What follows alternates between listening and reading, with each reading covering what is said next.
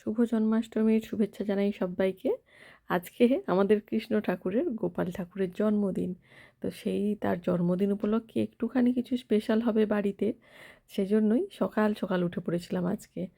উঠেই ঠাকুরের জন্য একটুখানি ভেবেছিলাম যে ঠাকুরের যা যা পছন্দ করব, কিন্তু এখানে জানো তো তালের যে মাড় সেটা খুঁজে পেলাম না। আর এই যে মাকে দেখো, মানে সে তাকে আমি দিয়েছি যে এইটা দিয়ে তুমি থালা বাসনগুলো মুছবে, সে ঠিক কাপড়ের আঁচল দিয়ে থালা বাসনগুলো মুছছে। যদিও আমার এই ব্যাপারটা বেশ ভালো লাগে, মায়েদের এই যে আঁচলের সঙ্গে একটা সখ্যতা, সব কিছুতেই সুন্দর হাত মোছা যায়, মুখ মোছা যায়, বাসন মোছা যায়। যদিও এটা ধোয়া কাপড় পরে মা রান্না করতে এসছে, সেজন্য ঠাকুরের বাসনটা মুছেছে। আর এই যে দেখো তিলগুলোকে ভাজার পরে তিল থেকে কেমন আস্তে আস্তে তেল বেরোচ্ছে। অনেকদিন ধরেই ইচ্ছে ছিল তিলের নাড়ু বানিয়ে ঠাকুরকে দেব, সে আর হচ্ছিলই না। আজকে মা রয়েছে বলে সেই সুবাদে ভাবলাম, আমি আসলে কোনোদিন তিলের নাড়ু করিনি জানো তো। সে সবসময়ই আমার মামিমা তিলের নাড়ু বানিয়ে নিয়ে আসতো, মানে ঘাটাল থেকে যখনই মামিমা আসতো, কী নিয়ে যাবে, মানে কী নিয়ে আসবে বাড়িতে জিজ্ঞেস করলে আমার একটাই উত্তর ছিল, তিলের নাড়ু। মানে যতদিন বাড়িতে তিলের নাড়ু থাকতো আমি মোটামুটি নিজেই দায়িত্ব নিয়ে পুরোটা শেষ করে ফেলতাম, এত ভালো লাগতো আমার। তো আজকেও ভেবেছিলাম ঠাকুরের জন্য একটু তিলের নাড়ুই বানাই, আর তার সঙ্গে একটু ড্রাই ফ্রুটস দিয়ে দেবো। কিন্তু দেখলাম ড্রাই ফ্রুটসটা কুচিয়ে রেডি করার আগেই গুড়টা বসে শক্ত হয়ে যাচ্ছে। এখানে এই যে গুঁড়ো গুড় পাওয়া যায়, ওইটা এনে ওইটাই ভালো করে মানে কড়াইতে নাড়তে নাড়তে, একটুখানি জল দিয়ে নাড়তে হবে অবশ্য, না হলে কিন্তু একেবারে পুড়ে যাচ্ছে। আর এদিকে গোবিন্দভোগ চালের পায়েস, ওই গুড়টাকে ওখানে জল দিয়ে নেড়ে তারপরে তার মধ্যে ওই ভাজা তিলটা মিশিয়ে নাড়ুটা হয়েছে। আর এদিকে ভাবলাম যে ঠাকুরের পায়েস হতে হতে এদিকে একটু ঠাকুরের জন্য লুচি সবজিও বানাবো।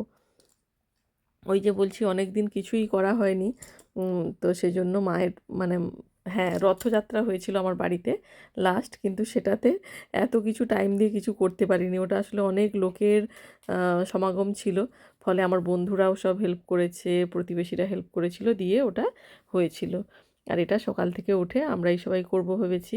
তো সেজন্য একদিকে লুচি ভাজা, একদিকে সবজি, একদিকে পায়েস, এই টুকিটাকি আরও অনেক কিছু করার ইচ্ছে ছিল, কিন্তু দেখলাম সময়ে কুলিয়ে উঠতে পারছি না। তো আমার মানে এখানে যদি কখনো তালের মাড় পাই, সেটা কিনে এনে কিছু একটা বানানোর ইচ্ছে রয়েছে। এবার পায়েস ফায়েস সব হয়ে গেছে। এবার গোপালের জন্য আমি পায়েসের বাটিটা সাজিয়ে নিচ্ছি। এই যে খই রয়েছে, নাড়ু রয়েছে, পায়েস রয়েছে, আর গোপালের থালাটা মানে পায়েসের বাটিটা। ওর জন্মদিন বলে কথা, একটু স্পেশাল করে না সাজিয়ে দিলে হয়।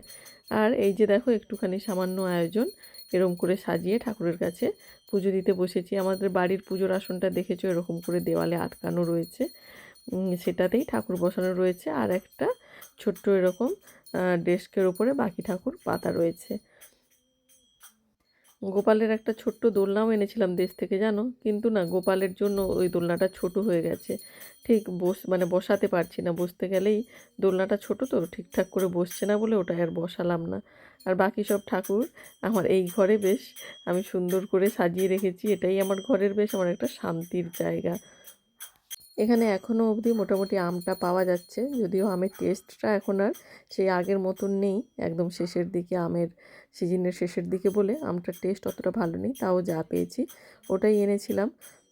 আর এখানে এই যে আমাদের আরতি হয়ে যাচ্ছে, আরতিতে মা, আমি, বাচ্চা সব এক জায়গায় বসে ঠাকুরের আরতি করে নিচ্ছিলাম। আর মনে মনে এটাই ভাবছিলাম, ঠাকুর তুমি সবাইকে ভালো রাখো, যে যেই দেশেই থাকুক, যেখানেই থাকুক, সবার সমস্ত যে মনের বাসনা সেগুলো পূর্ণ হোক, সবাই সুস্থ থাকুক। পুজো হয়ে যাওয়ার শেষে বাচ্চাগুলো একটু ঠাকুরকে হাওয়া করে দিচ্ছিল।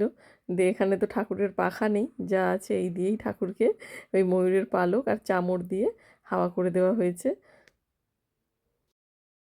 আর এই গোপালকে বসানোর আসনগুলো মা এবারে দেশ থেকে নিয়ে এসেছিল। এবার কিন্তু সুন্দর করে আমার গোপুর সাজটা দেখো কেমন হয়েছে, বলো সুন্দর লাগছে না? সবাইকে আরেকবার জন্মাষ্টমীর শুভেচ্ছা জানিয়ে আজকের ব্লগটা শেষ করছি। যদি ভালো লেগে থাকে লাইক কমেন্টস করে দিও। ভালো থেকো, টাটা।